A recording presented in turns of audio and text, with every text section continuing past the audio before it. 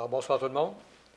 Avant de commencer la séance, je vous invite, vous, tous les membres du Conseil, à porter une courte réflexion sur la portée du serment que nous avons fait lors de notre élection, soit d'exercer nos fonctions avec honnêteté et justice dans le respect de la loi et du code de déontologie des élus.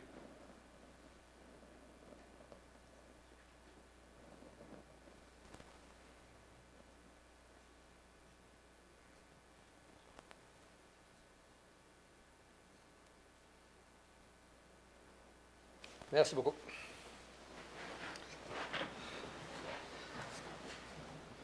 Alors, bonsoir vous tous à la télé. Bienvenue à cette séance du Conseil du 25 septembre. J'espère que vous avez profité des derniers jours de chaleur parce qu'on a connu une canicule. On bat des records de chaleur. En tout cas, on a des joueurs de golf ici ce soir qui ont passé ils ont passé leur journée sur les terrains de golf, ça paraît. J'espère qu'ils ont bien joué. On a entendu des rumeurs sur le score. Alors, en premier, je voudrais féliciter l'équipe des Jarrets Noirs de Beauce qui ont remporté le championnat au baseball. Écoutez, ils ont compté 56 points, je pense, contre 6 là, en 4 games, en 4 parties. Je pense que c'était dangereux avec les bâtons, en tout cas, de se promener devant les Jarrets Noirs. Bravo à l'équipe. Encore, vous nous représentez très bien. Merci. Puis bonne continuité. Alors, sans plus tarder, nous allons débuter. Vous avez eu le temps de regarder l'ordre du jour. Est-ce que vous avez des points à ajouter sur l'ordre du jour? Non. Monsieur le maire, il y aurait une résolution à ajouter à 7-20 qui serait l'acceptation de la plus basse soumission conforme pour le prolongement de la 28e avenue entre la 206 et 207e rue. OK, merci. Alors, pardon? J'ai proposé l'ouverture. OK, proposé par Mme Bougie, appuyé par Mme Quirion. Merci beaucoup. Alors, vous avez eu tous la chance de regarder le procès-verbal de la dernière séance du Conseil que nous avons eue le 11 septembre.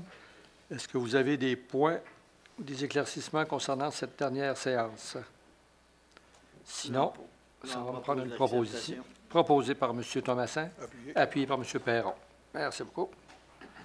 Nous allons passer au projet de règlement, le 4.1. Donc, 4.1, c'est pour l'adoption du second projet du règlement 680-2017, règlement qui modifie le règlement de zonage. Donc, le projet vise à ajouter la restauration dans les usages permis dans la zone CD 411. C'est situé du côté nord du boulevard Lacroix, de la 135 à la 147e rue. Le même projet prévoit également de permettre, à certaines conditions, des bâtiments accessoires en cours avant. Il faut que ce soit des bâtiments qui sont nécessaires au fonctionnement d'une entreprise et ça prend des cours avant beaucoup plus grandes que le minimum permis. Alors, est-ce qu'il y a des points ou des questions concernant ce projet de règlement? C'est beau. Le 4.2. Proposition proposée par Mme Bougie, appuyée par Mme Quirion. Merci. Le 4.2. 4.2, c'est pour l'adoption du second projet du règlement 682-2017, règlement qui modifie le règlement de zonage. C'est pour agrandir la zone commerciale CD 712. On ajoute le 620 et le 630 15e rue, ainsi que le 640 14e rue dans la zone commerciale CD 712. C'est la zone commerciale qui est le long du boulevard Dionne. C'est pour permettre de l'ajout de stationnement. Je propose. Avant, il y a des questions. Éclaircissement, non. Alors, proposé par Mme Thibodeau, appuyé par M. Fortier-Renaud. Merci. Nous allons la présentation des projets de règlement et avis de motion. 5.1. Donc, c'est pour donner un avis de motion avec dispense de lecture pour le règlement 680-2017. C'est le règlement qu'on vient de voir là en 4.1, donc pour ajouter l'usage restauration dans la zone CD 411 le long du boulevard Lacroix entre la 135 et la 147e rue et permettre à certaines conditions des bâtiments accessoires en cours avant. Avis de motion et dispense de lecture. Alors, l'avis est donné par M. Thomasin. Merci. 5.2. 5.2, c'est pour donner un avis de motion avec la présentation du projet de règlement du règlement 682-2017. C'est le règlement qu'on vient de voir en 4.2 pour permettre l'ajout du 620-630 15e rue et le 640 14e rue dans la zone commerciale CD 712 le long du boulevard Dionne. Avis de motion avec dispense de lecture. Alors, l'avis est donné par M. Fortier Jean-Pierre. Merci. 5.3. 5.3, c'est pour donner un avis de motion avec la présentation du projet de règlement, du règlement 685-2017 concernant le remplacement du mur de soutènement de la promenade Redmond. Des travaux qui totalisent 23 500 000 et un emprunt de 6 millions de dollars. Donc, le projet fait référence aux plans et devis préparés par la firme SNC-Lavalin. On a des travaux préparatoires pour 1 970 000, le mur berlinois comme tel de 12 532 000 des infrastructures pour 2 286 000, la piste cyclable 178 800, des aménagements paysagers pour 1 767 000, l'éclairage pour 744 000, l'intégration des œuvres d'art 139 899. On a des imprévus, des honoraires professionnels, des taxes ainsi que des frais de financement. Le tout sera financé à même un emprunt de 6 millions de dollars, une somme de 14 655 386 provenant de la subvention dans le cadre du Fonds des petites collectivités du nouveau Fonds Chantier Canada-Québec, une somme de 1 million qui va provenir du Fonds sur les carrières et sablières et une somme de 1 844 614 qui va provenir de la réserve financière pour financer des projets d'immobilisation spécifiques. L'emprunt de 6 millions sera sur une période de 20 ans et sera imposable sur tous les immeubles imposables de la Ville. Avis de motion, dispense de lecture. L'avis de motion est donné par Mme Quirion pour un beau projet. Oui, on va pas l'attendre. 5.4. 5.4 pour donner un avis de motion et présentation du projet de règlement du 686-2017. C'est un règlement qui autorise un prolongement d'égout sanitaire dans la 15e avenue et la 78e rue pour un montant de 187 500 et un emprunt du même montant. L'emprunt se ferait sur une période de 10 ans et serait financé à même les immeubles qui sont desservis par les travaux. On a des travaux d'aqueduc de 7 588 des travaux d'égout sanitaire de 82 839 égout pluvial 8 220 de la voirie 75 000 ainsi que des frais professionnels, des honoraires professionnels et des frais de financement. Avis de motion, dispense de lecture. L'avis est donné par M. Redmond. Merci. On va passer à l'adoption de règlement 6.1. 6.1, c'est pour l'adoption du règlement 681-2017, règlement qui modifie le plan d'urbanisme, qui vise à agrandir une affectation de commerce-services de type local et régional dans la 14e rue et 15e rue. Donc, c'est ce qu'on a vu tout à l'heure au niveau du règlement de zonage pour le 620, 630, 15e rue et 640, 14e rue, mais nous sommes au niveau du plan d'urbanisme au lieu du règlement de zonage. Proposition. Proposé par M. Fortier-Renaud, Je vais l'appuyer. appuyé par M. Fortier Jean-Pierre. Merci. 6.2. 6.2, c'est pour l'adoption du règlement 683-2017, règlement qui modifie le règlement concernant la paix et le bon ordre dans la municipalité. C'est une modification qui vise le bruit dans un établissement commercial. Il sera possible pour un établissement commercial d'ouvrir les portes et les fenêtres qui donnent directement sur une terrasse après 11 heures, sauf si le bruit est susceptible de troubler la paix publique et la tranquillité du voisinage. Proposition. Proposé par M. Redmond, J'appuie. appuyé par Mme Thibodeau. Merci. 6.3. 6.3, c'est pour l'adoption du règlement 684-2017, règlement qui délègue le pouvoir d'autoriser des entraves à la circulation pour des événements ou des travaux. Donc, la première partie, c'est au niveau des événements. La délégation est donnée au directeur général et à son absence au directeur général adjoint de pouvoir autoriser des fermetures de rues ou de stationnement pour des événements. L'autorisation devra tenir compte des conditions météorologiques de circulation, la durée, plusieurs critères, et un rapport devra être soumis au Conseil. La deuxième partie, c'est lorsque, pour des travaux, surtout quand on a, par exemple, au centre-ville, où il va y avoir des bâtiments qui occupent 100% du terrain et n'ont pas le choix d'utiliser la rue pour certains, soit de l'entreposage ou conteneurs ou autre chose. À ce moment-là, c'est le service des travaux publics qui aura la responsabilité d'autoriser ces travaux-là, en tenant compte aussi là, des critères de durée, de pas que ça entrave la circulation, etc. Proposition. Proposé par Mme Bougie, Je vais l'appuyer. appuyé par M. Perron. Merci. On va passer à l'adoption des résolutions 7.1. C'est l'approbation du paiement des comptes en date du 14 septembre. C'est pour la période, en fait, du 1er au 14 septembre. C'est un montant de 1 129 963,70 pour les activités de fonctionnement et d'investissement. Proposition. Proposition. Proposé M. Perron, appuyé par M. Redmond. Merci. 7.2. C'est l'acceptation des critères d'évaluation pour la fourniture de services professionnels d'architectes pour la réalisation d'une étude préparatoire et ouvrages connexes pour la construction d'une nouvelle caserne d'incendie. Alors, la loi sur Cité-Ville nous oblige les municipalités de procéder par appel d'offres pour retenir certains services professionnels. Cet appel d'offres doit contenir des critères d'évaluation ainsi qu'une pondération associée à chaque critère. Le projet de résolution est à l'effet que le Conseil autorise la publication de l'appel d'offres pour fourniture de services professionnels pour la réalisation d'une étude préparatoire et ouvrages connexes pour la construction d'une nouvelle caserne d'incendie, présentant les critères d'évaluation suivants. Expérience de la firme, 10 points. Réalisation de projets similaires, 30 points. Expérience du chargé de projet, 30 points. Expérience de l'équipe proposée, capacité de relève, 30 points. Et que le Conseil autorise la division de l'approvisionnement à faire une soumission publique pour la fourniture de ces services. Proposé par M. Perron, Je vais l'appuyer. appuyé par M. Fortier-Renaud. Merci. 7.3. C'est en fait pour un dossier similaire, toujours des critères d'évaluation de services professionnels pour une étude préparatoire. Cette fois-ci, c'est pour la construction d'un complexe sportif par phase. Alors, toujours les obligations contenues dans la loi des cités et villes.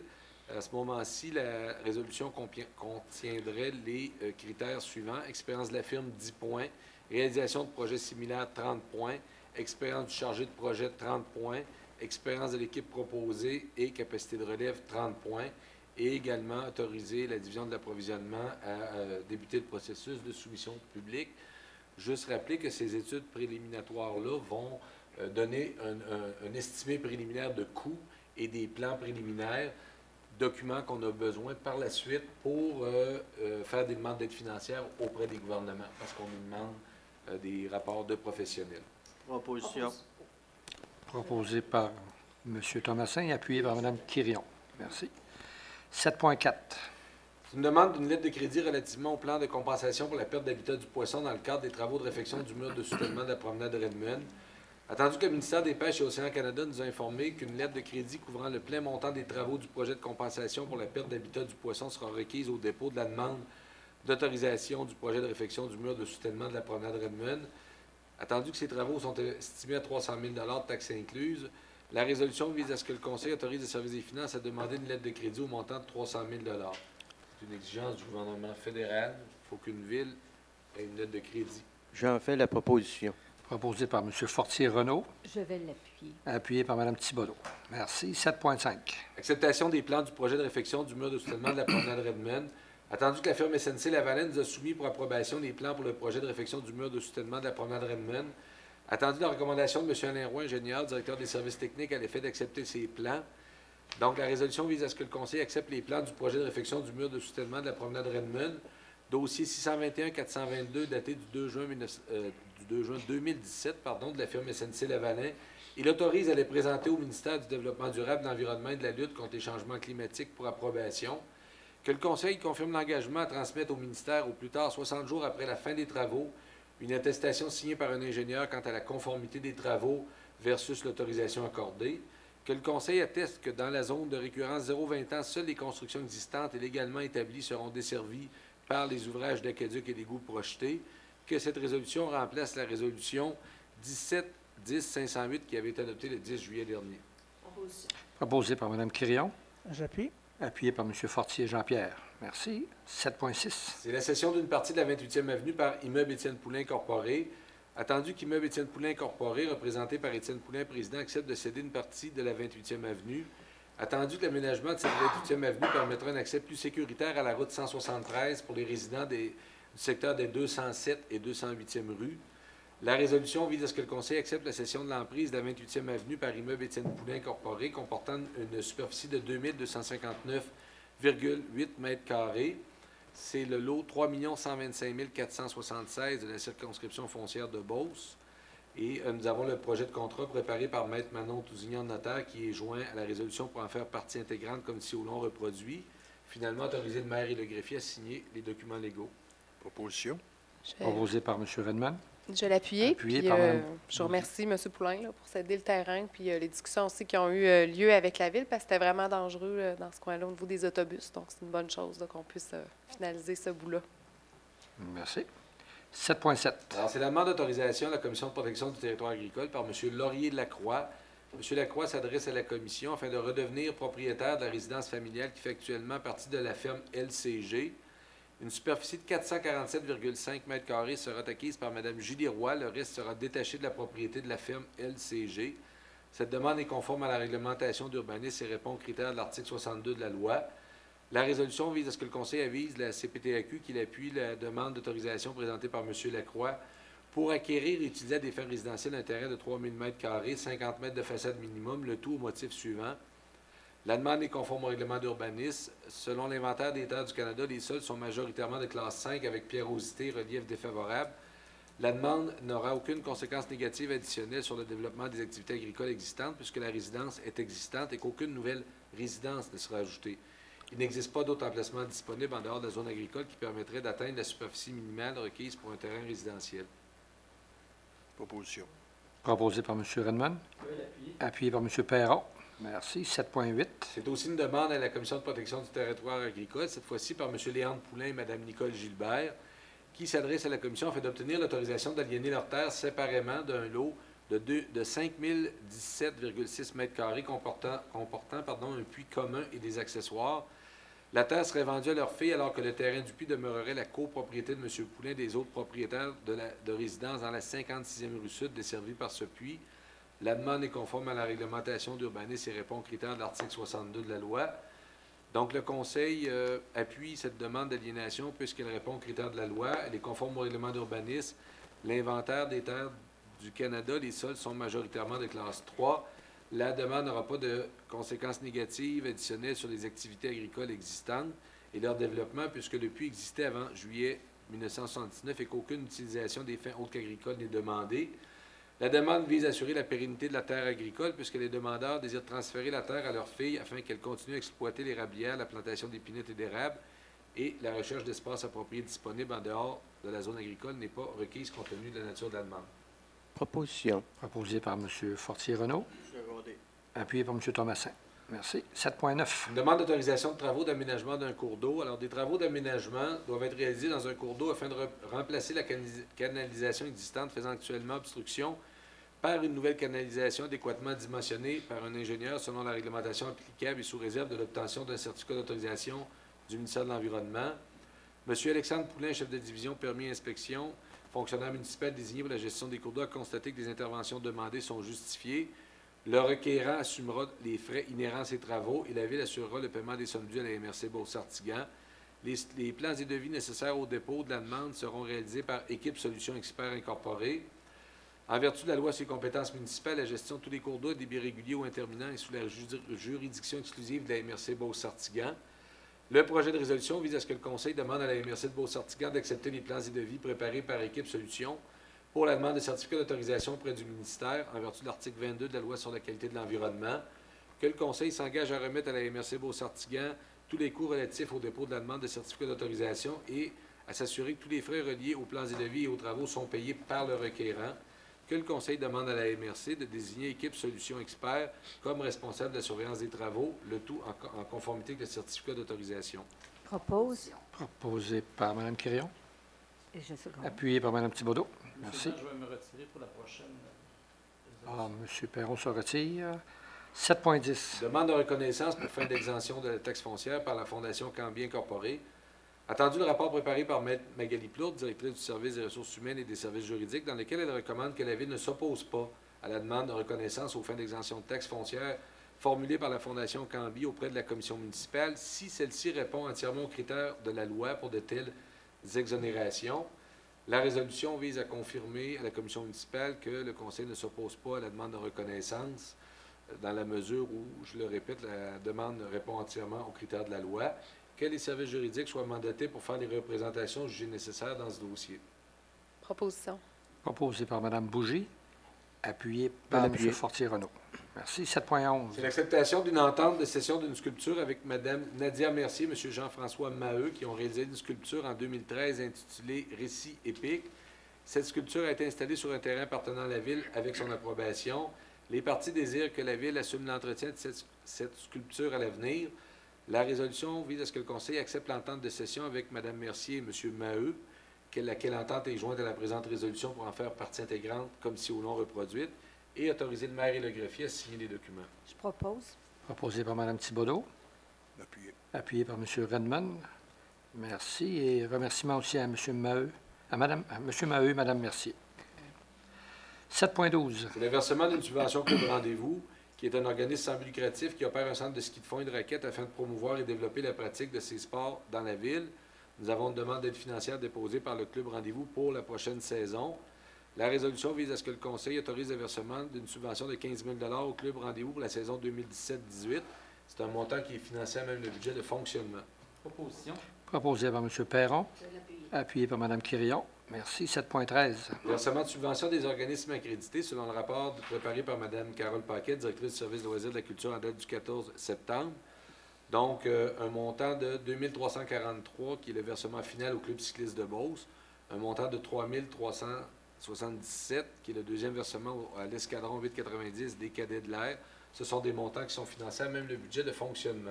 Proposition. Proposé par M. Thomasin. Appuyé. Appuyé par M. Redmond. Merci. 7.14. C'est une résolution d'appui au regroupement des maisons pour femmes victimes de violences conjugales. Attendu que la Charte des droits et libertés de la personne reconnaît que tout être humain a droit à la vie ainsi qu'à la sûreté, l'intégrité et la liberté de sa personne. Attendu que c'est dans la sphère privée que ce droit est le plus menacé pour les femmes et qu'en 2014, les services de police du Québec ont enregistré 18 746 cas d'infraction contre la personne en contexte conjugal. Attendu que le Québec s'est doté depuis 1995 d'une politique d'intervention en matière de violence conjugale. Attendu qu'il existe un large consensus en faveur d'égalité entre les hommes et les femmes, attendu que malgré les efforts faits, la violence conjugale existe toujours et constitue un frein à l'atteinte de cette égalité. Attendu que lors des 12 jours d'action pour l'élimination de la violence envers les femmes du 25 novembre au 6 décembre prochain, des actions auront lieu à travers le Québec. Attendu que comme gouvernement de proximité, il y a lieu d'appuyer les efforts du regroupement des maisons pour femmes victimes de violences conjugales et de ces maisons membres pour sensibiliser les citoyens et citoyennes contre la violence conjugale. Donc, le Conseil appuie le regroupement des maisons pour femmes victimes de violences conjugales dans ses efforts pour sensibiliser les citoyens et citoyennes contre la dite violence conjugale. Je propose. Proposé par Mme Quirion. Secondé. Appuyé par M. Thomasin. Merci.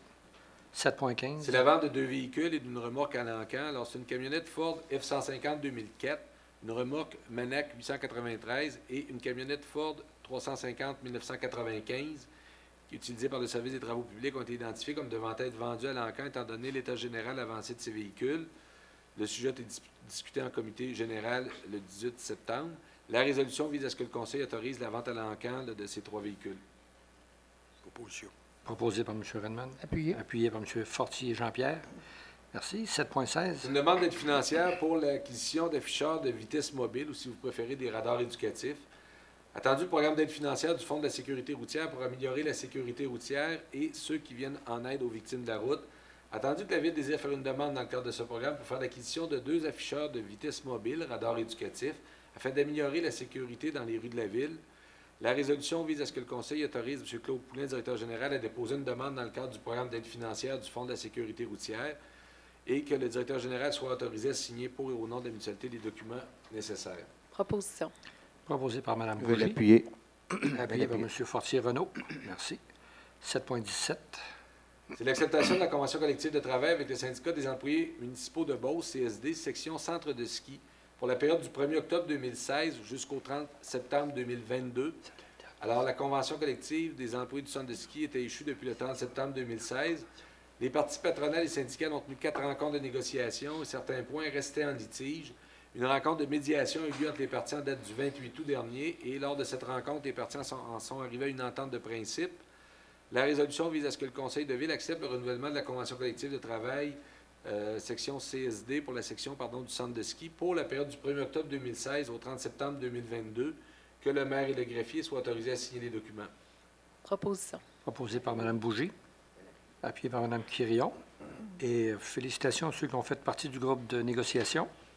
Ça s'est déroulé rondement. Finalement, oui. Tous les syndicats maintenant ont signé. Ouais. Alors, 7.18. C'est l'embauche de personnel temporaire au service des loisirs de la culture. Alors, il y a le besoin d'embaucher du personnel au service des loisirs de la culture à titre de commis-restaurant, responsable, barmaid pour une période temporaire. Nous avons une recommandation de Mme Carole Paquette, M. Denis Côté, Mme Caroline Godin et de Maître Magali Plourde. La résolution vise à ce que le Conseil procède à l'embauche du personnel suivant au service des loisirs de la culture au taux de salaire prévu de la convention collective en vigueur. Donc, c'est 1er mai au 30 avril 2018 au niveau de commis au restaurant Anne Leclerc, Sonia Poulain, Hélène Lessard, Sylvie Poulain. Du 3 septembre 2017 au 30 avril 2018 au niveau du restaurant toujours, Nathalie Audette, Alexandra Lachance, Manon Lachance, Sabrina Giroux-La Rochelle. Des responsables, 1er mai 2017 au 30 avril 2018, Dave Larivière. Du 3 septembre 2017 au 30 avril 2018, Robert Giroux, Michel Paquette. Finalement, au niveau de préposé au bar, 1er mai au 30 avril 2018, Mme Isabelle Rancourt. Je propose. Proposé par Mme Thibodeau. Appuyé. Appuyé par M. Fortier Jean-Pierre. Merci. 7.19. C'est la démission d'un pompier volontaire. Attendu la démission reçue de M. Anthony Clich à titre de pompier volontaire. Attendu la recommandation de M. Pascal Doyon, chef de division RH Relations de travail, et de M. Sylvain Veilleux, directeur du service de sécurité incendie, à l'effet d'accepter la démission.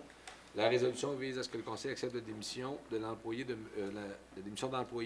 Anthony Clich à titre de pompier volontaire et que des remerciements lui soient adressés. Proposition.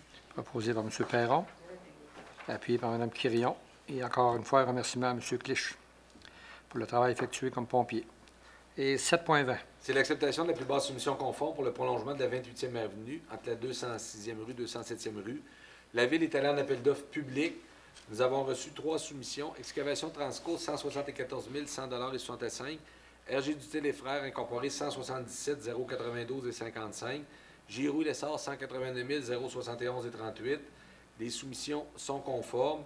La résolution vise à ce que le Conseil accepte la soumission déposée par Excavation Transco au montant de 174 100 et 65 sous. Ça inclut les taxes. C'est pour l'acceptation de la plus basse soumission conforme pour le prolongement de la 28e avenue entre la 206 et 207e rue. Un premier montant de 100 000 $ va être financé à même le Fonds d'administration section de mobilisation, comme prévu au plan triennal 2017, et l'excédent à même le Fonds carrière et sablière, règlement 296-2008. Proposition. Proposé par Mme Bougie. Appuyé. Appuyé par M. Redmond. Merci. Là, nous allons passer au dépôt de documents. 8.1.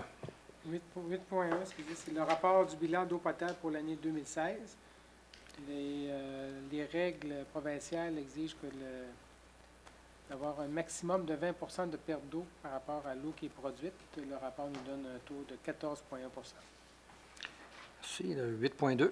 8.2, c'est une pétition concernant le service de taxibus. Nous avons reçu une pétition de 500 signatures qui demande des ajouts, soit des départs à 20h30, 21h30 et 22h10 du lundi au mercredi, à 22h10 jeudi et vendredi.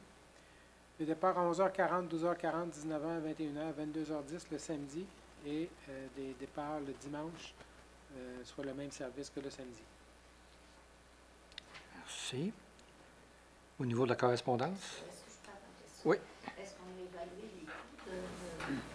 Oui, le tout va être présenté au Conseil pour, au niveau du budget, qui devra prendre une décision s'il accepte ou pas là, des modifications à l'horaire de taxibus. Merci.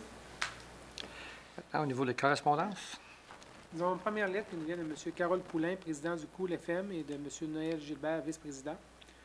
Des remerciements aux membres du Conseil pour les changements apportés au protocole d'entente qui aideront leur organisation à remplir son mandat, soit de maintenir un club de hockey de calibre senior au bénéfice de la population. Remerciements également au directeur général de son excellente collaboration dans ce dossier. Nous avons Mme Sophie Asselin, coordonnatrice principale, Tour CIBC Charles Bruno. C'est des remerciements pour l'appui de la Ville à la Fondation Charles Bruno qui contribue à la recherche en hémato-oncologie au Centre hospitalier universitaire Sainte-Justine. Et enfin, M. Pascal Mathieu, vice-président Croix-Rouge canadienne Québec. Des remerciements pour le soutien de la municipalité suite aux importantes inondations d'avril dernier qui ont touché des milliers de foyers de Gatineau à Natashquan. Merci. Là, nous allons passer au compte-rendu des dernières réunions auxquelles vous avez probablement assisté. Alors, ici à ma gauche. M. Thomasin, oui. Oui, il y a eu la commission loisirs et sports en date du 2 septembre. De plusieurs sujets qu'on a discutés. Il y en a deux peut-être qui ont attiré un petit peu plus notre attention. On a regardé pour des toilettes dans les parcs. Souvent, on regarde au parc Veilleux, il y en a. Dans les gros parcs, on en a, mais dans les parcs plus petits, il n'y en avait pas. Fait qu'on on a recommandé de mettre à l'essai dans 3 parcs. Le parc Poulain, le parc du Cap et le parc de l'Érablière, des toilettes mobiles, puis sur 1 an. Parfait. Ensuite, on a regardé aussi, on avait entendu parler un peu de l'éclairage pour le sentier Optimisme. On a regardé, on vous a soumis ça, c'est en développement pour voir qu'est-ce qu'on pourrait faire. Les 2 recommandations étaient très recevables. Ouais. On travaille là-dessus. Oui, oui. Ensuite, j'ai eu une réunion le lendemain du Bercail. C'est la maison d'hébergement, une maison qui, c'est drôle à dire, qui fonctionne très bien, mais il faut croire qu'il y a plusieurs personnes qui ont besoin. Puis là-dessus, on nous parle aussi de l'accueil inconditionnel. Puis on remarque qu'il y a 1500 demandes de services différents par mois à l'accueil inconditionnel. Des fois, ça peut être bien qu'un coup de téléphone, mais sur l'ensemble d'un mois, ça veut dire qu'il y a 50 interventions par jour. Donc, il faut croire que c'était un besoin qu'on avait à Saint-Jacques. Puis ça dépend de plusieurs personnes qui sont en difficulté. Et je voudrais féliciter en passant, il y a eu le Festillon la fin de semaine du 15-16, puis le Festibière en fin de semaine.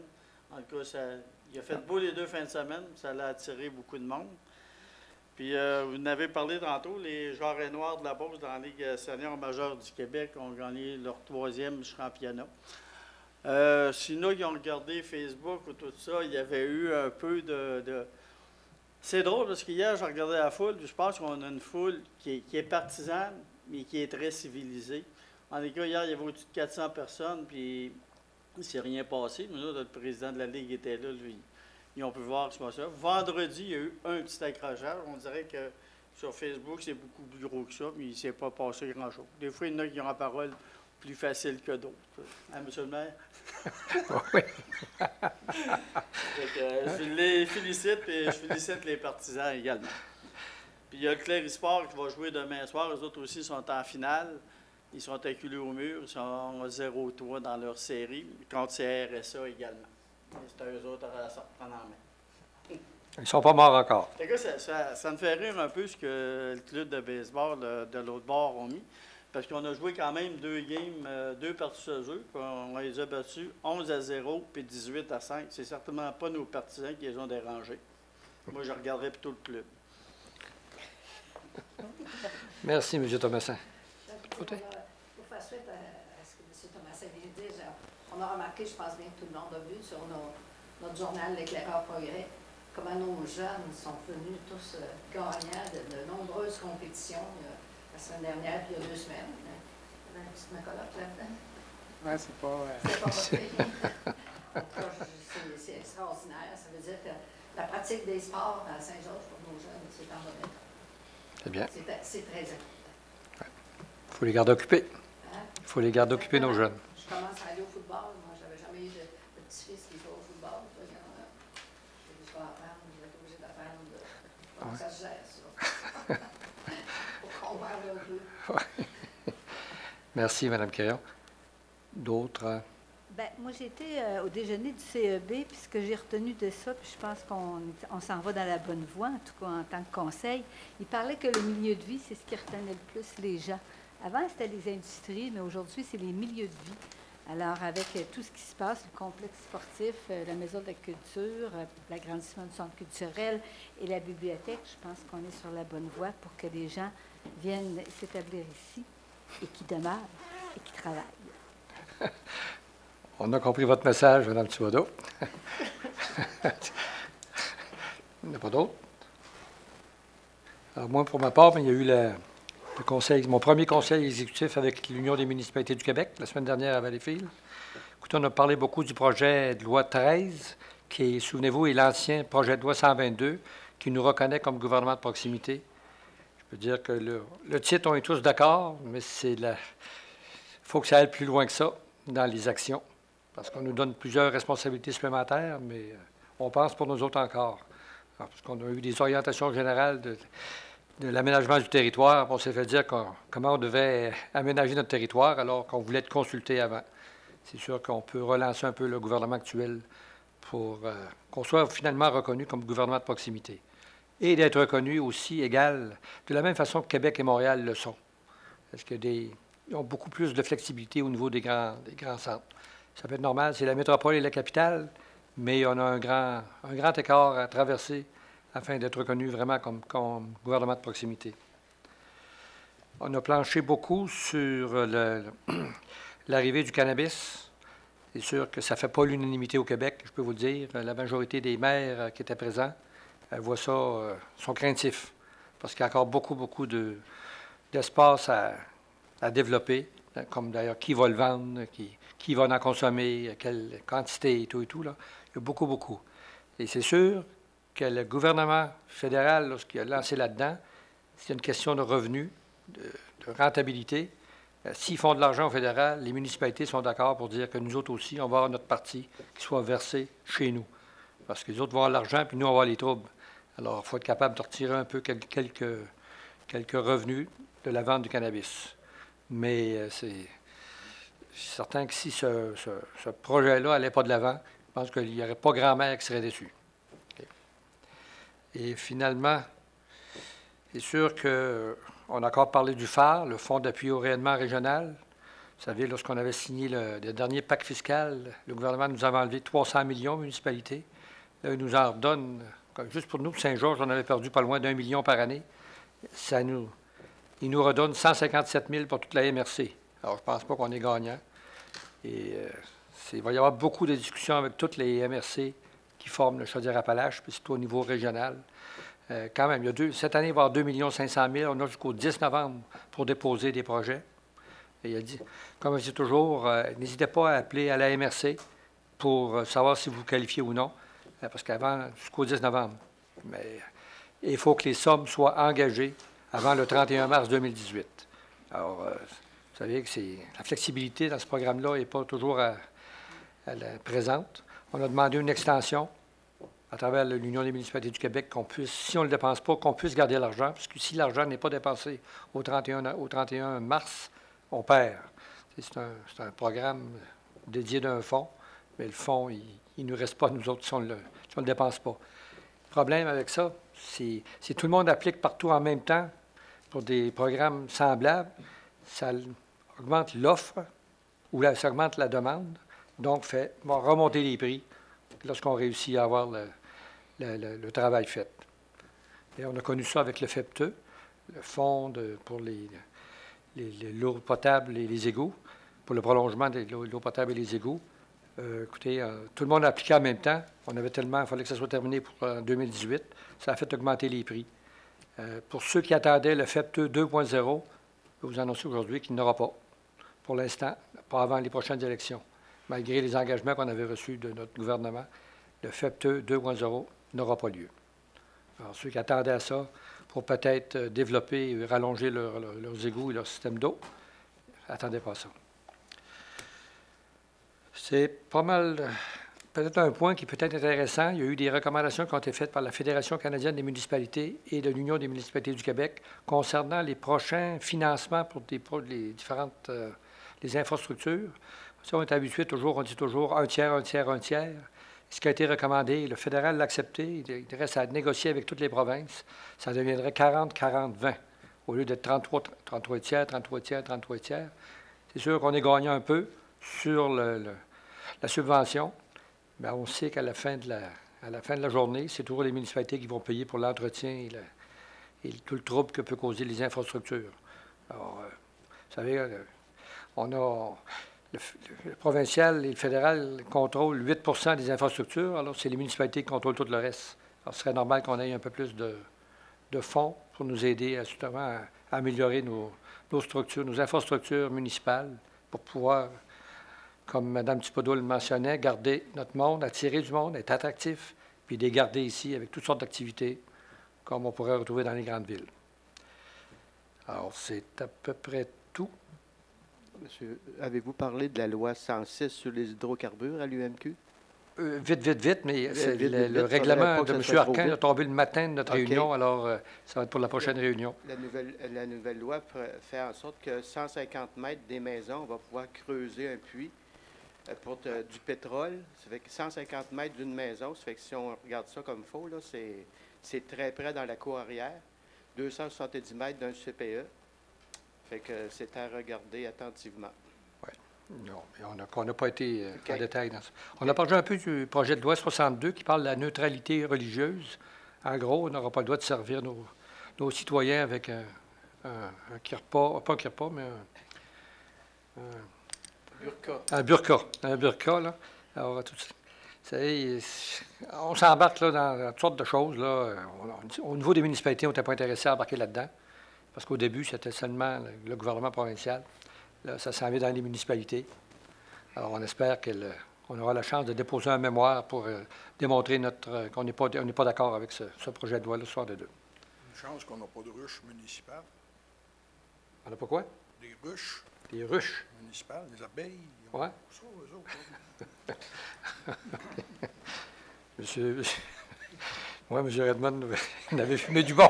C'est le 1er juillet qu'on a le droit de fumer, M. Redmond. Alors, est-ce qu'il y a des questions? Oui. Et on a un point. J'ai oublié, M.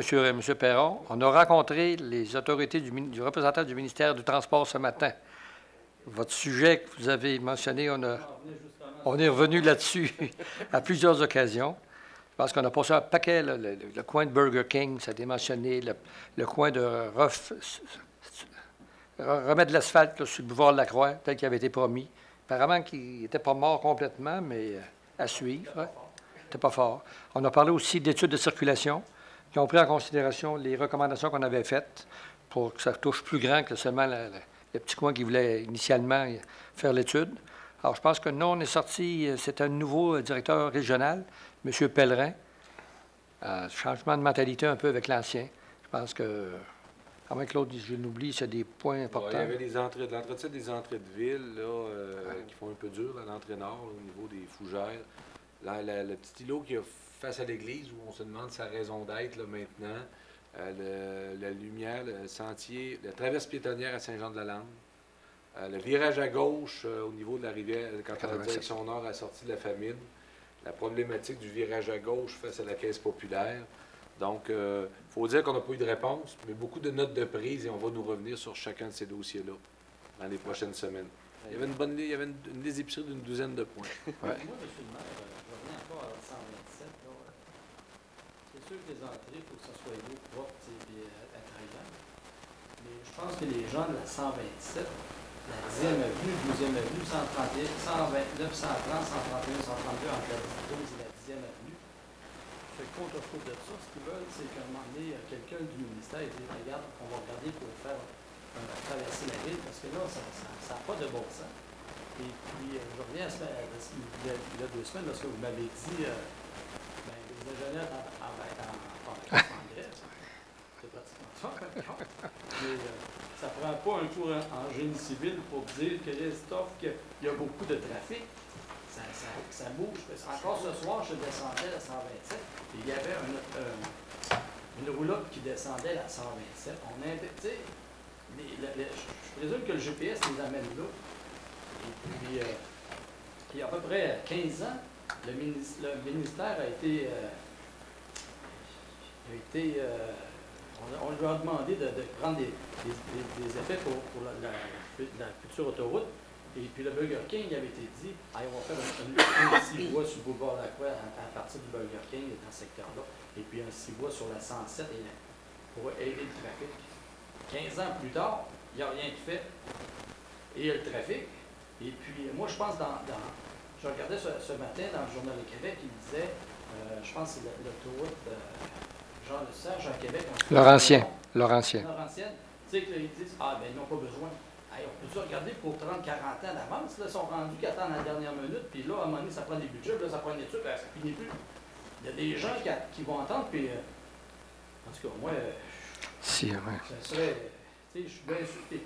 Je Écoutez. pensais tantôt à la 125e avenue, Les gens qui demeurent à Saint-Philibert, c'est correct, là, je ne peux pas dire le contraire, mais ils doivent passer là pour s'en aller, venir prendre l'autoroute. Ils ne doivent pas descendre dans la ville pour passer par la 127. Fait qu'il y a plein de trafic. Puis l'autoroute finit dans la ville. Il y a quelque chose qui ne fonctionne pas. Et puis, On est tous d'accord. j'ai pas fait ma crise, mais pas loin. Ouais, on est tous d'accord avec vous, M. Perron. Bien, M. Morin. Non, on est tous d'accord avec votre réflexion. Écoutez, ce matin, je ne sais pas si à chaque point, on mentionnait l'autoroute, parce qu'à chaque problème qui est causé en ville, on disait que s'il y avait le prolongement de l'autoroute, probablement qu'il serait réglé. OK? Ça fait que... Je me souviens, il y a quelques années, je pense que c'était vous qui étiez maire, le ministre des Transports, qui s'appelait M.